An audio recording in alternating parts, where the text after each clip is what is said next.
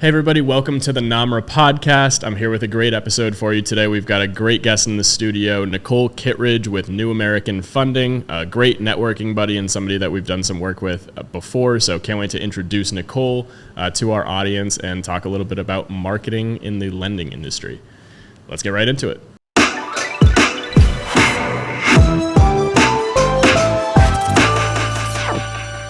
Welcome to the Namra studio. Thanks for coming. I'm excited to see it. Thank you for coming to my location to help me. I'm excited to be at yours. Absolutely.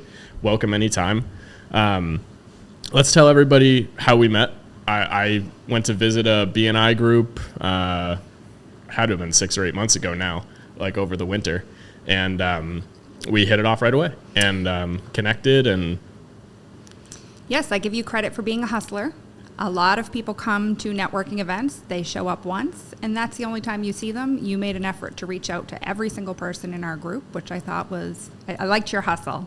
I appreciate that. I remember you said that when we met. Yeah, and when we were going to meet for the first time, you were walking in my neighborhood, which is, remember That's that? right. Yep. Such a small world. Yep, visiting my sister who happened to be your neighbor. Yep. Doing a lap. Yeah, I'm like, wait, didn't you say your office is in Rhode Island and you work out of Worcester, but here you are in Midway? Yep, the most random connection ever. Yes. And so, since then we've talked a ton about marketing, so I'm excited to have you in here to talk about marketing. But first, why don't you tell everybody who you are, what you do, how you got started, your whole story. Yes. So my name is Nicole Kittredge. I am a mortgage professional, and this year, drum roll, 20 years in the industry. Congratulations. Thank you. It is quite an accomplishment. I don't know where the time goes, honestly. And so that's what I'm celebrating this year. I got into the business because I was a foster parent, and it's a little bit of a long story, but the short version is I was working at a bank with very inflexible hours, and a coworker had been working at a mortgage company and said, hey, why don't you try mortgages? It's pretty flexible. So that's how I landed in this career. I think it's a career that most people don't go to college or get out of high school and be like, oh, I want to be a mortgage lender. It's something that you sort of fall into, and I think as I meet people in networking, they can't imagine themselves doing anything else. That's kind of what happens to you once you get into mortgage. Awesome. How long has it been? So 20 years. That's right. In July, officially doing mortgages, but I was actually in banking before that. So in banking and finance, about 24 years. Yep. And now New American Funding is a fairly new venture for you, right? That's right. I just passed my 1-year anniversary with New American Funding, and moving mortgage companies, some people move all the time. I tend to be loyal. So it's a big decision when you move, and you want to look at all the pieces that the mortgage company has to offer. And ultimately, New American Funding had all the bells and whistles. They are a servicer, so people's loan isn't sold in the majority of the cases. They have super products. It's a female-led company, which in banking and mortgage, I do remember thinking it would be difficult to move up because it's a very male-driven industry. So it's nice to see a little bit of change across the board there. Mm-hmm. Awesome. Trying to think. So when we first met, you were pretty instantly interested in like what I had to offer on the social media side, which I thought was really cool because a lot of people in your industry are not fully up to speed in the social media game, and neither were you when we met. But you're crushing it for where you're at right now. Just getting started, like the consistency's been huge, and you've come to one of our like hour-long seminars. You helped us. You organized the whole thing. Which we greatly appreciate. That was a great day, the Boost Your Business with Social Media roundtable that we had. I learned a lot in your town. Yeah, it was great. It was nice to have a smaller conversation with a few people as opposed to like a lot of times we do those classes and we have to keep it sort of generic because there's like 30 to 50 people in the room and all different industries, or maybe it's one industry. But it was nice having like a small round table of totally different people. Yes. All with similar struggles. And thoughts on the industry. So what I see is people that find Gary Vee, for example, one of the realtors that attended loved Gary Vee, and we know the importance of marketing.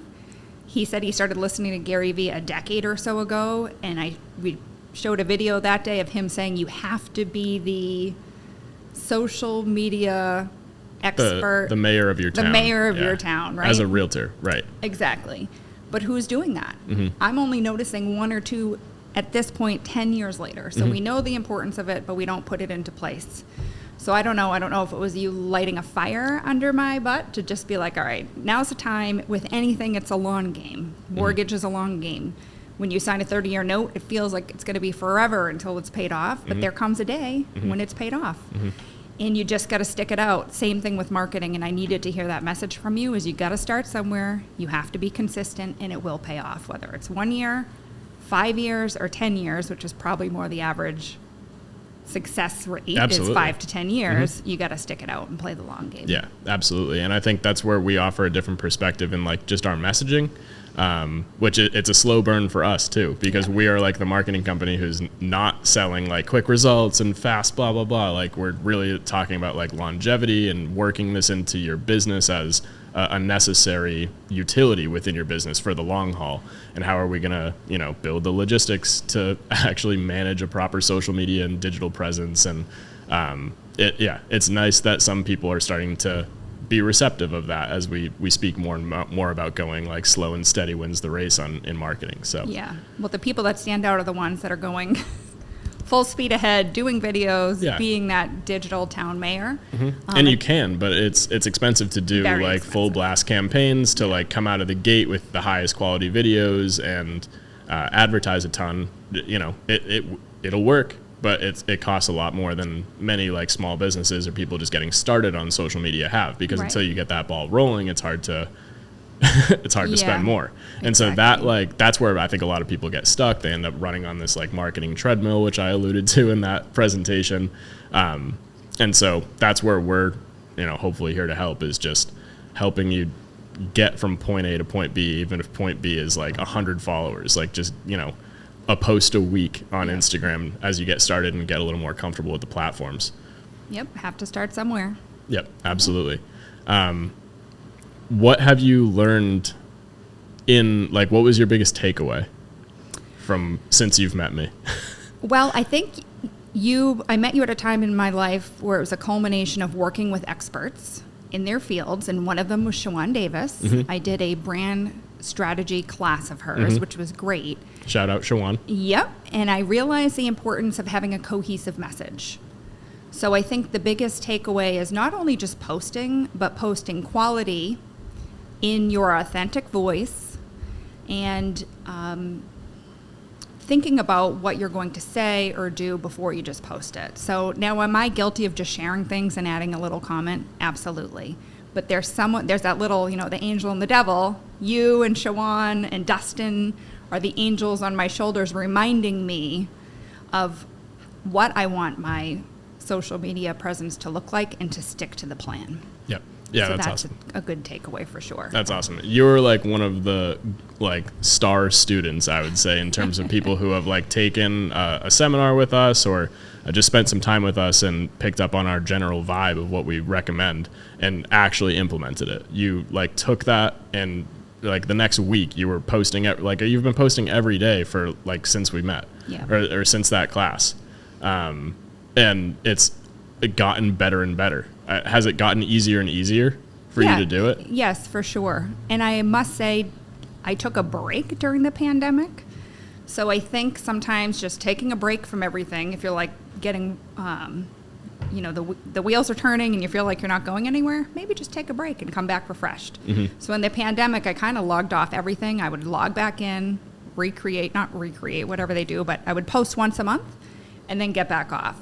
So when I came to work with you and Shawan, I was kind of rejuvenated and ready to use social media for what it is and try to stay away from all the social aspect of it and use it more specifically for business. Yeah. Get out of the cesspool and use it for, as you mentioned, we are a creator, not a consumer. And that actually was a big, big takeaway for me.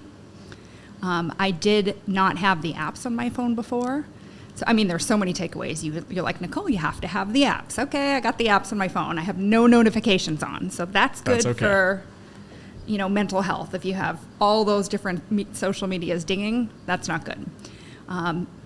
Having scheduled time is something I had to take away from Shawan, and I don't implement it. But ideally, that would be something I can hand off to you to do in the future. Yep, that is huge though. Time blocking. I just did that this weekend. I spent like 3 hours on Sunday scheduling my next like 25 posts out for Marketing with Russ, and I felt great because I've been, That's amazing. day to day happens, and like I'm in the same boat as everybody I'm talking to and trying to teach. So I totally get it. Like I'm walking the walk too, and I totally get bogged down. There's times where I'm just doing a quick share to share it and get something out there. Right. So it's nice to actually have that time blocked to sit down, schedule a bunch of posts out, and just be done with it. Amazing. I hope to get there someday. Yeah, you absolutely will. It starts by convincing yourself that it's worth it at all. Oh yeah, for sure. So you do it on your own for like the first year to the point where like people are at least noticing you. Like, oh, hey, I saw your post. That's sometimes all you need. Like I go to like one chamber event. Like I remember the first time I went and someone was like, I saw your video. And I was like, perfect. Like, because that's all I'm trying to do is reach the people I'm networking with. Like when it's like, as you get going, eventually it's exponential. You reach out to, you end up reaching people all over the country. You go a little viral, like it starts to build, but like there's no need for that at the start when we're just trying to justify doing it consistently for a while and like building the local brand first. Just, that first validating comment, like, oh, I saw your thing. I've noticed you're popping up more. It's enough. I love it. Yeah. So I had that happen recently in a personal way because I'm actually coming up on 2 years of giving up alcohol. As I hit my 40s in the pandemic, it was just not vibing with how my life was. I really enjoy going to bed and waking up early, being a great role model for my kids. And it was a little scary to put that out there at first. I cared. Now I don't really care what people think. And the benefit to this is people are reaching out to me. I had a realtor call me the other day, and I thought she was calling for business, but she was calling to say that she really enjoyed a post I put about not drinking alcohol, which is really not a big deal to me anymore, but it was a big deal to her. Mm-hmm. That's awesome. Yeah. Yep. And it's a testament to like a little bit of personal stuff mixed in with that business stuff is a great mix because you need people. That's the authenticity piece. Right. People want to know who you really are, not just like if you can say scripts. Right. Into a camera. So yeah, I'm not good at scripts or editing, so all mine are. Well, we always recommend against scripts. We always say bullet points are the best because you're just going to get bogged down with the script. None of us are actors in business, so every once in a while, if it's a big promo video, let's script the whole thing out verbatim. But for the most part, you're going to get a better interview video out of just bullet points and authenticity, kind of like talking it through. Right. Yep, I've learned some recent things from Dustin, which I thought was neat. Like if you are not great at writing but you want to blog, video yourself because we're so natural at speaking, especially when we're passionate about the topic, and you can use AI to convert that into blogs. Yep, absolutely. Shout out Dustin Hopkins. Yeah. We've given him so many shout outs on this podcast, but Kingside Development.ai. Or something on his new website. Check it out. He just rebranded. His stuff looks awesome now.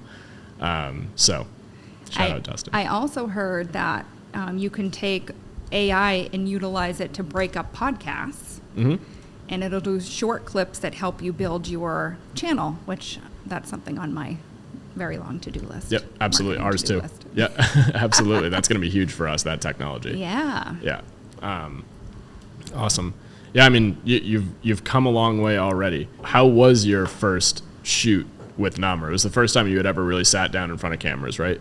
Yes. Actually, that's not true. I did one video for Reminder Media, which is a magazine I send out to my referral partners. And they came in and took a video of me, I don't know, maybe 8 years ago. And it was very high stress. It was not like working with Namra. I don't know, I found it to be stressful, but the video came out amazing. So the power of editing. Yeah. So for those of you that are nervous about doing video, don't worry about your flubs that you say. They're able to edit all out and make it look beautiful, which is what Russ and the Namra team did for me. Yep. So my first video experience was amazing with you. It was kind of a long day. We were like buddies for quite a while. And the first part of it was taking some photos at different sites. Shout out to Purely You Spa. Yes. And shout out to Bird and Bear Collective. Amazing venues and businesses. Also, going to the office and doing the video shoot itself is where maybe I got a little stress, anxiety coming in. So a quick story for you. I had the opportunity to go to California last fall. And as we were driving up the mountains, we were actually at a park kind of near Yosemite. My hands were sweating involuntarily because I don't like heights very much. And that is what started to happen to me during our video shoot. Things were good. I was feeling confident. And then the more questions you asked and the brighter the lights got, I was very nervous. Yeah. So I was glad when it all wrapped, and you did a great job editing. So overall, a great experience. And I heard you say that when you work with clients, it gets easier and easier, just like the cameras aren't there. So that's something nice to look forward to in the future, not being so nervous. Yeah. Yep. And it's so hard. I still hate being in front of the camera. Yeah. Behind it is way easier. Yeah. But like the podcast, for example, this is almost our 50th episode. Wow. And now I'm getting to the point where I can have you in and I feel like I'm just talking to you. And like, it's not as weird as it was when we started. Congratulations. Yeah, thanks. I don't know amazing. this is probably high, like end of the high 40s. Awesome. Yeah. So we're getting there. Yeah. And if you watch people that do it, just like social media, all of a sudden they have 300 episodes. Yep. Or they have 1,000 episodes. Yep. So by then it's like the back of your hand. Yeah. And that's the thing that like so many people give up on podcasts or like video series because like 12 episodes in, they have nothing. Right. And 50 episodes in, you have nothing. It, like just now, we're starting to get people who are like networkers who are like, I listened to your podcast and it was good. And I was like, whoa. Like I had a guy in yesterday on the show, but it'll be like the episode before this. Stuart Beebe. I met him at BNI too, doing the same thing, just soliciting people in BNI.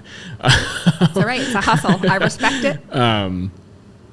But he came in and he was right away like, yeah, I've been listening and like watching your videos and I have questions for you. And I was like, oh, sweet. This is even the easiest podcast ever. Amazing. So that it's nice, but it has taken this long, like 45, 50 episodes where it's like we're bringing in all of our networking people, like we're really trying to push it and collaborate with people, and still it's taken this long to get some like momentum. Yes. Luckily we have the resources, so it's not as expensive for us to do it for ourselves, but for clients we totally get it. And so that's why we preach like there has to be some momentum going before the show. So like posting on your own, getting comfortable, building a little bit of an audience through like cell phone videos, just getting your stuff going before you go all in. Because once you start a podcast, you should just never stop. It should be a complete decision to like, we have a podcast now forever for our company. Yep. And this is where we're going to talk about different topics and bring guests in, and like, it'll be a forever thing.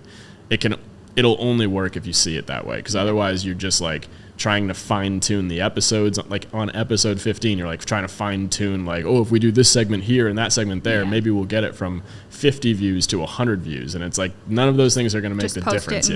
Just post it and go and get volume out there. Because when people are discovering new podcasts, you don't really follow podcasts that only have like 40 episodes. You end up finding these podcasts that have like 400 episodes, and then you go back and listen to the old ones, and like, because a lot of podcasts grow to that point, and then they have an Instagram following, so like it all tracks back. Agreed. And planning ahead. So with people starting a podcast or starting social media posting, doing a couple in advance so you have a couple in the hopper. Or if you know you're going to be traveling, get some posts ready so that you can still be posting. Unfortunately, we're in sales, right? We never get a day off. Vacation, not really. You're posting during that time, but you can set it up so that you at least can get a little breather and things are still rolling. Yeah, and that's the life we live, is like just trying to get all of our clients to think as far ahead as we can possibly get them to think. Like, we don't care if they're telling us about events next year. We want them in the calendar so we can reverse engineer it all back, You'll be a great organized dad someday, Russ. I hope so. Planning and marketing is super underrated. Like, people think that commercials are just thrown together and campaigns just just get put out there, but like a really solid campaign requires like 6 months of planning. Because it's the video shoot needs to get scheduled, and what are the videos going to be about? Do we have scripts? Do we have this? Do we have that? What audience are we targeting, and why? And like all of that comes into play like before you ever post and run the ad campaign. It's so much. I know. So I know. I'm working on a 20-year mailing, which I work with Simon Schendelman. Oh yeah, he's like, I love Shout Ross. out Simon. Yep, he's a big fan and he loves Dustin. But we've been working on this for a few months. And it took the foresight to say, all right, I have an anniversary in July. It's like Yes. March. What are we going to do about Yes, it? that's perfect. Bravo. Thank you. That's amazing. Yeah, I'm excited. Yep. More people need to think 6 months out with their marketing for sure. Yeah. Especially in fast-paced industries. Like, if you have the big stuff planned out, like your big promos, it allows you to keep the flexibility in your day to post about like some new update or like some new law or some new whatever topic there is in your industry. Like, you need room for like the hot takes and the quick like timely posts that you can just throw up on your phone. But if that's all you're doing and you're not scheduling anything out in advance and it's all a scramble, it's tough. All the successful people are planning ahead. Yeah. They're using the posting services so that if their day goes sideways, they have something already set up. That's one big takeaway I learned. Yep. It seems like you're doing a pretty good job engaging, like in the comment section on your post too. Like, you've gotten some decent engagement on some posts. Yeah. I think honestly it's my personal posts that get the most, and I just am sharing things I like, which is gardening. Yep. A little bit of exercise posts, although, I am aware as to what I post public and private. So if you're not a friend of mine, you don't get to see all the stuff that I post. But little exclusivity. I think it's the things that people are interested in as well. Yeah. Well, that's Gary Vee. Like the jab, jab, jab, right hook, right? Like, all the personal posts are just jabs. Like, hey, I'm just friendly and here to help. Like, and then every once in a while. By the way, did you know? Yeah, every once in a while, a little, here's our services. Right. That's all it takes. People overthink it. And that makes it so much more fun. Because Yes. honestly, I love what I do. I love when we take someone from just thinking about buying a home, overwhelmed by it, to getting through the process and into homeownership. But there is a process there. It's not overnight. Yep. That's another thing, process videos. Yes. Yep. And they're boring. I mean, it's passionate and exciting to me, but I don't know. My videos that talk about the process they're important to the people that are looking at that time, but they're not the exciting ones, right? Yep. It's not what's going to reel people in. Yeah. You have to I have like, some ideas. I actually just don't have the capacity behind it, as you mentioned. I mean, a decade ago when Gary Vee came out and we thought about, let's get a green screen and we'll interview realtors. Well, a decade later, we haven't done any of those things. Yeah. But over the winter, I was clearing out our hats and gloves. I live with 3 men, and I have a lot of single mittens. Why do I have all these single mittens? But I'm like, that song, all the single ladies, one mitten, all the single mittens, put your hand up.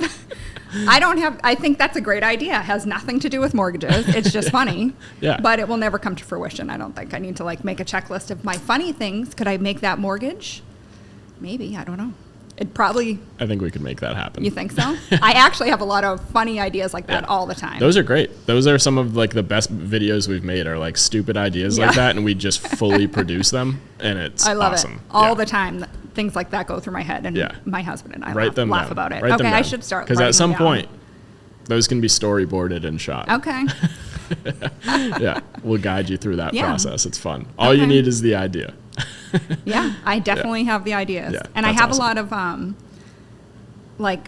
of, this is all created now because I should have, just like when the Pet Rock came out and someone made $1 million, I was always losing stuff behind my washer and dryer. I'm like, I should make something and patent it that you can put there and then things don't fall back. Well, now it exists. So I was too late. Oh, bummer. I know.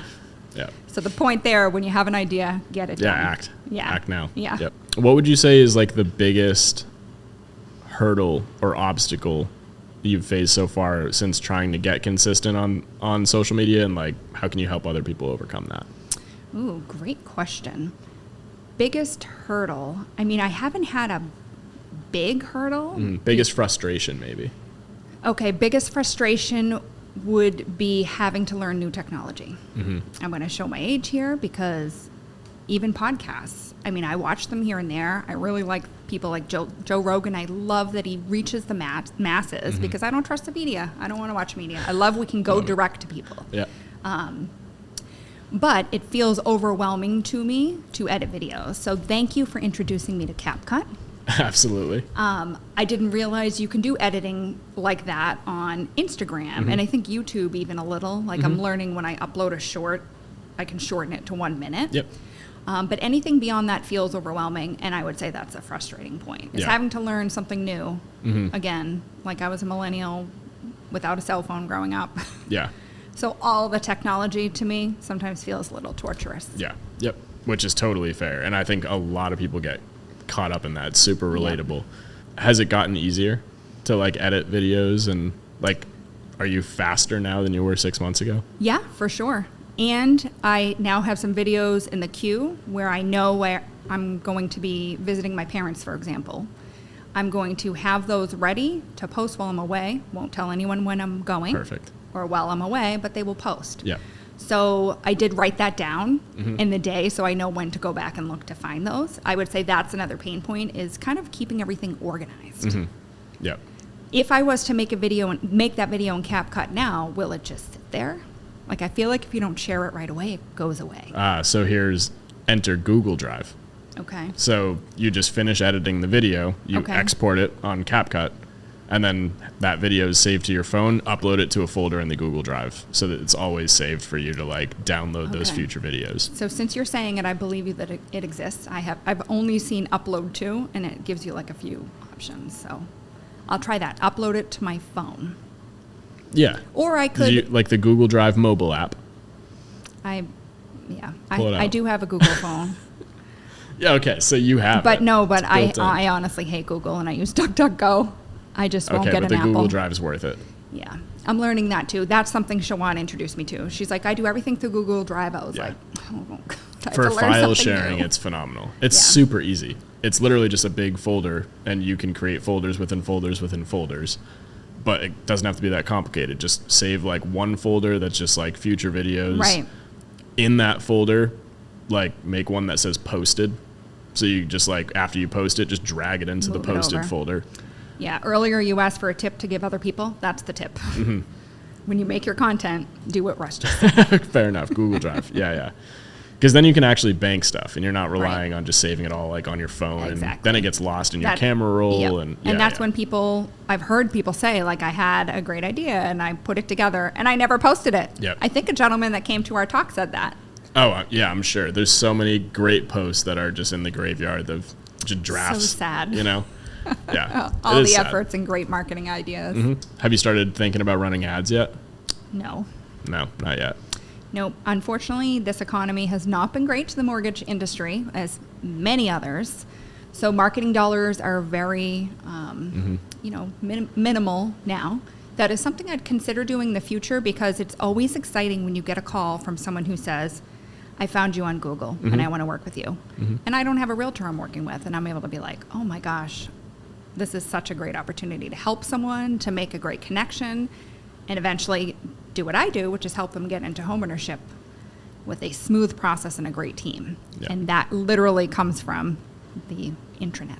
Yep, that's awesome. Yeah. That's awesome. That's what it's all about. The whole episode we had yesterday, like for 45 minutes, we were essentially just talking about the same thing, which is like creating the funnel, which is all we're trying to do in marketing is drive traffic to the site, Right. and see how much of that traffic converts through Right. the site.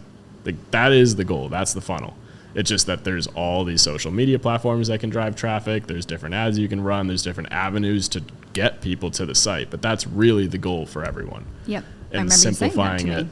on those terms is like all we're trying to do. Yep. Yeah, someday that would be definitely on the to-do list. Well, that's on your to-do list now. Like, you're building up your Instagram and your Right. Facebook and your social media to get it to the point where like 1 or 2 people are coming in to Right. your website And it does from happen. that organically, right? I had a wonderful woman. She actually bought with her wife down here in the Providence area, and she's like, I saw you on social media. I think it was Facebook. We had some mutual friends. She saw some of the posts and was comfortable working with me. I love that. So that's a conversion, Was an so happy. organic social media conversion. Organic, yeah. Yeah, 100%. And a lovely human. I met someone great through that. So that's amazing. Yeah. But that's what you're doing, is like you're driving traffic to the website, you're converting that traffic, and that's all we're ever trying to do. All we end up experimenting with is how do we get more traffic to the site, Right. and then how do we get a higher percentage of that to convert through the Exactly. website, which is usually just better website, which you have through Dustin. So you're in Yeah. great shape. And now it's just getting as much traffic over there as possible. So organic is where you start. You get enough momentum on the organic side where you can start boosting a few posts and putting like $100 a month into Facebook ads, which I'll help you set up. And then you can just run them forever. And then you wait until the $100 a month is paying itself back. Right. And then you double it. Yep. And then you double it. Exactly. And that's how it, but like that process of like letting that first low budget ad run could be like a year. Like just let it simmer, let it go. Such solid advice. And I do remember you saying that. Pick a budget and stick with it. There's no going back. Yeah. You committed to $100 a month. That's it. Moving forward. And as long as you put the efforts behind it, it will work. Yeah. And it's not to say you can't scale up and down your budget like as markets shift. Right. That's mindset wise is where we're talking about that stuff. Like your mindset should be like planning for a conservative flat rate, and then you just bump that flat up and you're just walking up those stairs. Right. You know, and then eventually you look back and you're like, we actually elevated, but you every next level requires the first one paying for itself. Yep. So you have to be patient on those first ones. And then you eventually get that exponential curve that we talked about where it's like you're doubling because like all the systems are in place. The tracking's awesome. So you can like prove that you're driving tons of traffic. Right. Well, this is what we talked about on yesterday's episode was that like all of our clients are somewhere in between 0 and having like a perfect harmony. Every business in the world is somewhere between 0 and having a perfect harmonized strategy where you can just like flick the ads on and it's a perfect stream of leads. Like we know if we spend this much, we get this much back. Right. It's never a perfect science, but that's what companies like us are trying to do for every client we work with is you started somewhere. We're trying to get all of your social media and digital presence up so that more traffic goes to your website and then improve your website so more traffic converts. Exactly. That's all everyone's trying to do, all the way up to Coca-Cola. I was just thinking Coca-Cola. That is a mantra. Someone told me years ago, Coca-Cola never stops advertising. And that always stuck with me. And throughout my 20 years in the mortgage industry, I've had people be like, you are really great at marketing. Now, I'm not really great at marketing. I'm really great at being consistent and staying in front of people. That's what we were talking about right before we started rolling is like, you said you regretted not keeping up with social media when things were good. Right. Honestly, I worked so much in those few years I didn't have time. Right. But I could have handed over to you then. Yep. When I had that's everyone. I could have had the capacity to hand it over. And that's just huge because you get cocky. Not you. Yep. But like people. No, like we all have to learn the lesson. You feel like you don't need marketing when things are good. Right. You're like, why would I need to advertise? And then you need to advertise when things are bad, but you don't have a budget for it. Yep. So like spending money and investing in branding is so important when things are good because that's what helps you curb the downtimes. People think of you because they remember you more than everyone else in those bad times. So that's where we're at now. Is like there's a lot of, and it happened during COVID too. Like it's basically been a horrible 4 years. Yeah. But especially like I remember right when it started, people were freaking out like, oh my God, like we have to get all of our Google going. We have to do, and it's like, you had to do it 5 years ago. Yeah, right. Like you might be screwed. And there were a lot of like restaurants and people who were just getting their social media up and running, and it was just too late. Yeah. Like you could completely pivot and start a new business model at that point. Yep. Yeah. So, I mean, that stuff is all huge. Just like a commitment to the importance of this stuff. Just the digital presence. I don't care if you hate social media. I don't care. Like, it doesn't matter what you do, like blogging on your website or social media advertising or organic social, whatever like works for you, but just commit to it because it's so important that you stick with it. I agree 100%. And I'm not a fan of social media. Right. Well, that's a great testimonial because, like, there's so many people who call us and they're like, look, we know Facebook's important, but I hate Facebook. Yeah. And it's like, but it's not an I thing. It's not like your personal opinion thing. It's just a tool for your business. It's a way for you to put messaging out there, reach more people, humanize yourselves, and network. Like at the lowest level, it's just enhanced networking. Yeah. And then you start advertising and it goes crazier. But for a long time, for most small local businesses, professionals, realtors, mom and pop shop businesses, anyone doing under like $1 million. Like anyone who's like just a small business, like it's just about enhanced networking so you can eventually get to the point where you can do more professional videos all the time, advertising a ton, building that momentum. But you network to get there. Yeah, you have to go to the in-between. Everyone wants the up here, but you get to start here. And I do remember you asking me, like, are you having fun a little bit, Nicole? And I have to admit, you've made it a little bit fun. So thank you. I could tell. There were a few, after like the first couple months, you just got looser with the posting. And I was like, oh, okay, that might be my friend Anadelphia, who was like, you always look so serious. Picture me making you laugh. I'm like, okay, I'll do that. Well, that's the practice of doing it, that like you start to be able to look at the camera like it's a friend, or like I remember telling you guys this, like I try to pretend like there's 15 or 20 people in the room whenever I'm talking to the camera, so like I'm projecting to like a small seminar's worth of people. I think that's a good like way to do it without picturing everybody in their underwear. Right. Just pretend like you're giving a professional presentation. Be yourself. There's not 1,000 people in the room. But there's 15 or 20, and you're presenting yourself properly for that environment. I think that's a good way to like get started. And you know your stuff. So I think we all have to stop being so nervous about something we do every day and we're confident about. Like that's what I think brings me around to be like, you've been doing this 20 years now. You're actually really good at it. And it's okay to spread that word. And the more you go on like rants about different topics, the more you teach yourself how to like kind of cut it down, and like you learn the economy of words that you need for video production as opposed to like what you would normally ramble about. And that's a huge problem with me. Because I'm just so ADHD. Like I can ramble all day about different topics. So if I have a bullet point, I have to really work hard to like keep things more concise. But you can't do that if you're also freaking out about being on camera in the first place. Like you will ramble if you're worried about the camera. So you have to work through that. It's practicing. Like, just uncomfortability. I think with networking in general, or presenting in general, I can think back to when I was newer in the industry and I'd have to get in front of a room of realtors and talk. I was like green. I wanted to throw up. I was nervous. And the more you do it, the more you practice, the easier it gets. Same thing with networking. I mean, that's another thing that's not my favorite. I'll never forget my first chamber event. Just stood in the corner for so bad. 21 years old. Good for you for getting out there and trying. Well, I had a warm entrance into the Chamber of Commerce because I was an intern with them for a little while in Worcester. So I went to my first chamber event like as an intern. So I kind of like knew the vibe, but the first time I showed up for Namra, I was like, oh God. I just say no to things too. Like you can stay within your wheelhouse of what you're comfortable with. I personally love to go to bed early, and I love to wake up early. If you text me at 5, guess what? I'm awake. Love it. So I say no to everything at night. Like that is not when I'm at my best networking. When I do videos, most likely it's the morning. And often if I'm in a great mood, I'll bring a couple changes of clothes that always stay in my closet, my work closet, and I switch them out, and I'll do a couple videos at once. That's awesome. When I'm in the when you're feeling it. That's and then you post them separately. That's a very good tip, because sometimes the time blocking I've found, because I'm volatile, I have good days and bad days like everyone.